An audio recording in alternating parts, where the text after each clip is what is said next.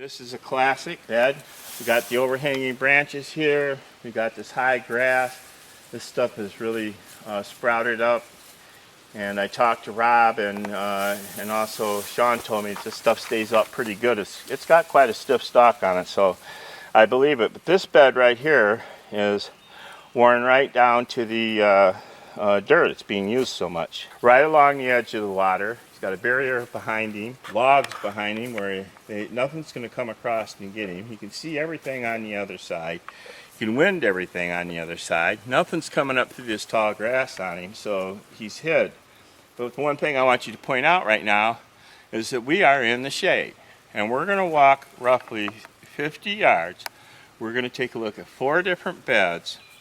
And one buck could utilize all 4 of these beds, and many times this to me is what a classic buck bedding site looks like, because they like sun, they like shade, they like water, and there's definitely food here. So everything that they need is here to live out a nocturnal existence, or to move around in here a little bit if he wants.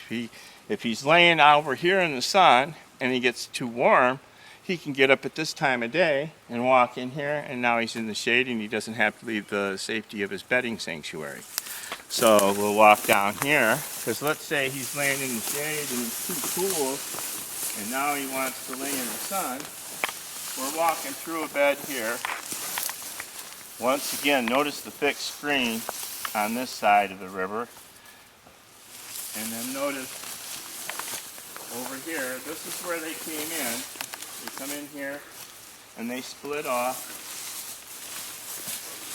And there was one set of beds over there and went down here. And we have another one here. Now we're a little bit more in the sun. If you notice that. So, you know, a person say, well, why do they want the sun, you know, at times? Well, you know, right now I've been down in here in the sun and I haven't been bothered at all by the bugs. So bugs being, you know, pestering us up in the woods, they're not pestering us here. Then over here we have what I'm going to call a classic big buck bed.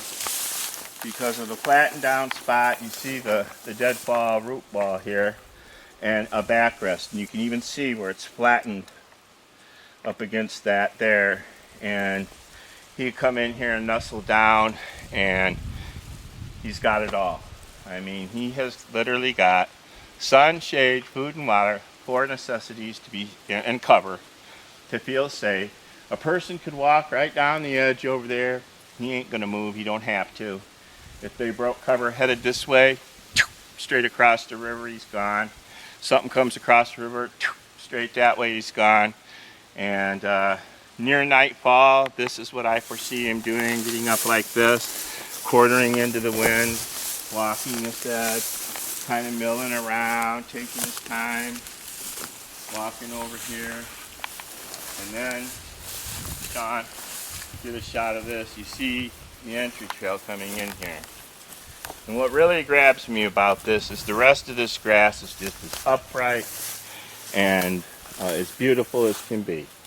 But they're coming in and out right here. There was a place where they were popping across the river. As a matter of fact, that's it right there.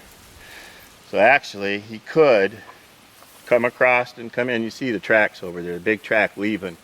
So he actually looked to me like he come off of that bed back to where we first were and hit that spot and went across. Maybe he just went out and got him a drink.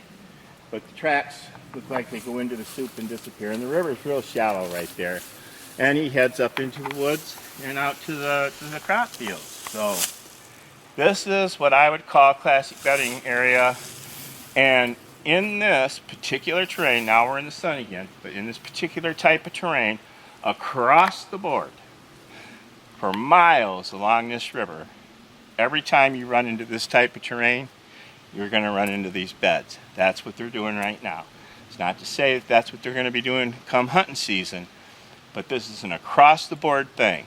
Right now, this spot tells me what the deer are doing all over the place, because everything's in unison. Mother Nature's evolving in unison, and so in unison, they're going to evolve with what they're doing. So that's take 2 of making it happen, And we're out of here. We're going to go and check out the first ambush point.